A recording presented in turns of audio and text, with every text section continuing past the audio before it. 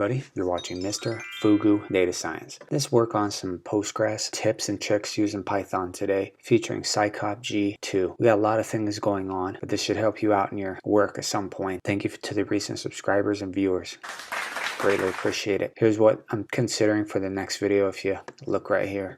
If you haven't used Scikit-G2, let's get into that. Here's the imports you need for pandas, Scikit-G2. From Scikit-G2, you need to import SQL extras, and if you have a config file, throw that in right here. If you don't need or do not have a config file, just use this setup if you're using this for practice and throw in your information, of course. Throwing in my config function is storing my parameters, which are key value pairs, so I can make my connection, creating the cursor, allowing me to run my queries as well as send and retrieve data. And I'm using auto commit equals true, so everything could happen instantaneously. I would like to say, please read the documentation so you understand when to use this and when not to use this. The first little goodie that we need to look at from Scikit-G2 is using a dictionary cursor. This is pretty cool because we could basically use this extra little bit for our cursor, which I usually have it empty without a parameter. This is going to allow me to function like a Python dictionary. So I'm calling in my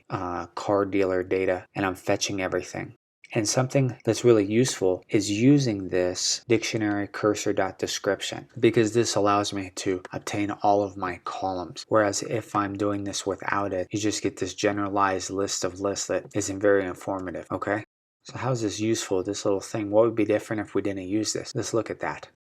So we can notice that I can index in to particular columns if I know the column names. I could also take particular row information as well, okay? But really, what is the distinction here? If I'm doing this without selecting as the cursor the dictionary, without selecting the dictionary cursor, I end up with this error because I'm really only allowing myself to iterate like this. I can take positional arguments for indexing to loop through it if I needed to do that.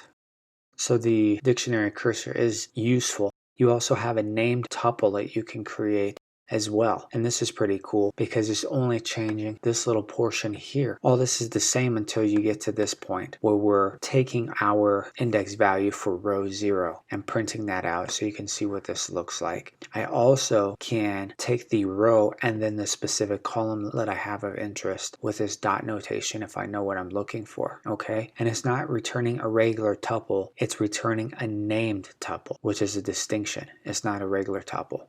Now, we could directly throw it into a data frame without any formatting, which is really cool. So I don't have to go and start calling in this right here if I don't need to. So we can run this.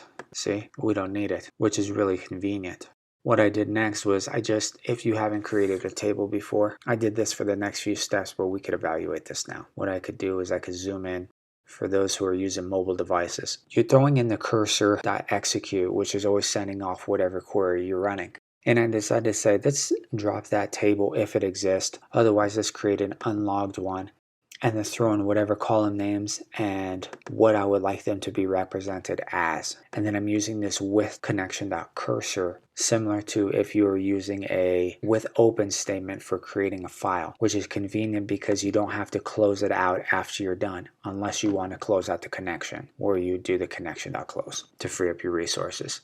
I wanted to insert into this just 4 rows so then we could get an idea of how this is going to work for our next step, okay? And really what I want to look for, which is difficult to know if you're only working with Postgres. If we are working with Python, we could find null values, NAs, empty strings really easily. You have to do a little bit of workaround if you're doing something inside of Postgres, all right? Let's look into this.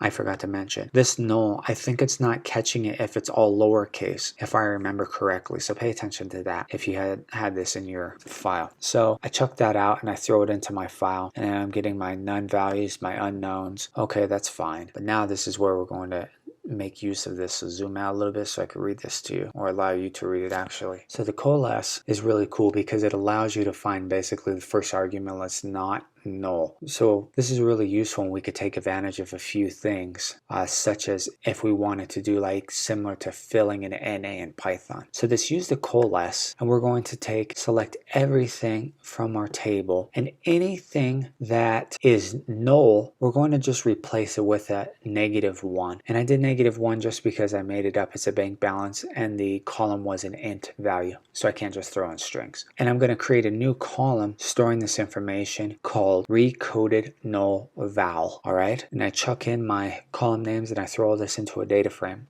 And the two rows that you see that are nans were replaced by the -1, so we could see the distinction between these two. We could also print off rows which have null values. Now that was a little tricky for me because I wasn't sure how to do this, and I found this code online. It's actually pretty cool. So what you can do is basically transform your data into basically JSON bytes. And from there you have a function that's inside of it that allows you to strip null values. And so I said, well, I want to do not equal to, so I can show for illustration only the rows that contain the none values. All right, similar to if we were in a data frame trying to figure out what rows of our data had nones versus looking at individual columns. For instance, if our data started exploding in columns, that would be kind of an issue to go through each and every one of those stupid things hand typing it, right? So I felt like this was a very useful tool that will probably come up for any data engineer or data scientist in their career. But now let's do something and expand onto that, where we're going to look for empty strings or null values using case when. And that's differently using the coalesce, because the coalesce isn't able to do this. But don't worry, our little superhero friends. This case when is going to help us against our mega trolls and keep them at bay, all right? So think of it as a conditional statement where we're just finding something that's true. And as a side note, you could use something similar using the p set in the terminal, where this is basically the value that you would like to chuck in if you found anything that was null. So this is what it would replace it with. So you'd run this first and then enter, and then after that you just run your query and it'll chuck it in. Let's look at an example real quick. So let's scroll down, and this little link has some pretty cool stuff that I wasn't aware of. This is it right here. So let's look. So they're using the p set null and then calling in their table after the fact. Let's look at that one more time. Here's their table they're calling T. They're using the p set null, chucking this in for these values that aren't available right here, and it works. That's pretty useful, of course. But let's look at something else. I did this a few videos back, but I'm trying to expand on our skills so we can learn some more useful tasks along the way. So this function that I'm just calling fun table creation, what is going on? I'm allowing it to perform my SQL statements. This is a package part of scikit-G2 or library, I don't know. And basically any of my parameters I'm calling in strings for each one of these. So think of this as just like a placeholder, something that I'm going to use as a parameter, like an input value that's going to go into whatever table name I create and then whatever column names I'm taking in. Okay, and then I'm using this formatting so I could take in my table using the SQL.identifier, and that identifier is used for columns and tables. If it was literal, it's just for strings. So I'm using that for the table and all of the column, and then I'm going to execute that statement and just return it. Okay, and then I just plug in my parameters. Then I say, well, let's actually do some checking of our schema to make sure everything's all right. So I use this right here. It's all blanket like code. The only thing you got to chuck in here is the table you're looking for. All of this other stuff is just standard boilerplate code. You just chuck in your table. So it's really useful and easy. Cut and paste, you know, if you want to chuck this at a later time. So I have my table that I'm looking for, the column I have, the value that I have for, which is a varchar. Let's insert into our little table that we created a few things. We have an empty string, we have a nan, we have null, empty string, and null. Chuck those in, send those off, print it off, make sure it works. Now we get into our fun bit. We attach the coalesce that we did before, since we're still dealing with the null values. The empty strings, we have to do something different. We're using the case when the column that we're looking for equals the empty string. There's no space in here because in my data there's no space, otherwise it won't work. Then you just call in what you're going to replace it by, whatever value. You're ending what you're doing for the case when. Think of it as like a if else statement. and then you're aliasing this name. All right, if you see this double dash, that's how you make your comments inside of Postgres. We do another case when. In this case, we're dealing with string NAs, doing the same type of setup here, but we're just replacing it by NA missing.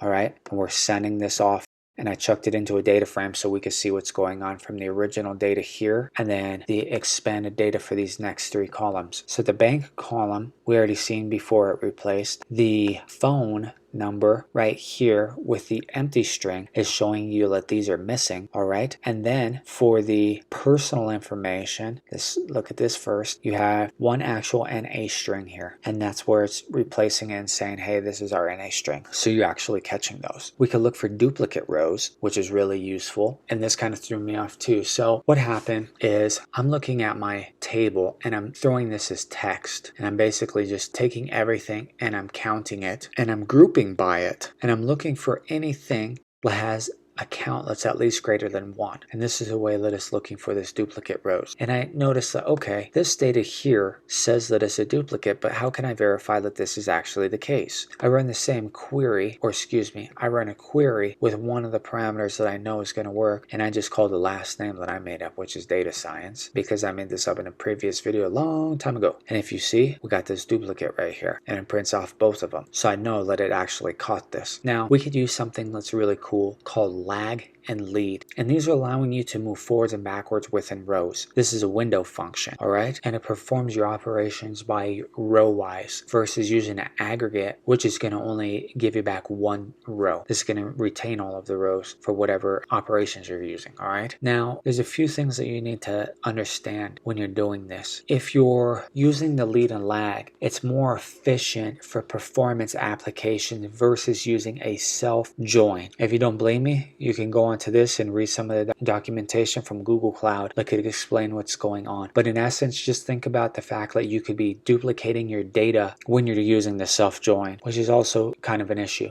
Nevertheless, if you're using the lag, always remember, whatever you're querying, I'm using a lag, so I'm moving backwards, okay? So you're going to see what's going on. I'll show this, I'll explain this a little bit better. But anyway, anytime you're using the lag, I'm finding I'm going to use it relative to the purchase date, and you're going to use over, and then you're going to use a bracket, and then you need to do partition by, and then whatever you're using, and then just ordering by the column that you're using for the lag, or you could probably use another column, and then I'm aliasing this. I didn't have the as, but this is another way you can alias without using as after whatever this is from my column. Now, you're going to notice, because I only printed off a few entries because there's like 6,000, what it's doing is it's looking for the CPU and it's taking the previous purchase date and putting it here for this row. So basically think of, hey, I'm looking at today, which is, let's just say we're looking at this date. What previous days sold this CPU, this generic made up CPU? So that could be pretty cool because you can get a list of all these previous days when something sold and compare it to some other point in time. So that's a pretty cool statement that you can do. That's working from the reverse. You can go forwards too with the lead.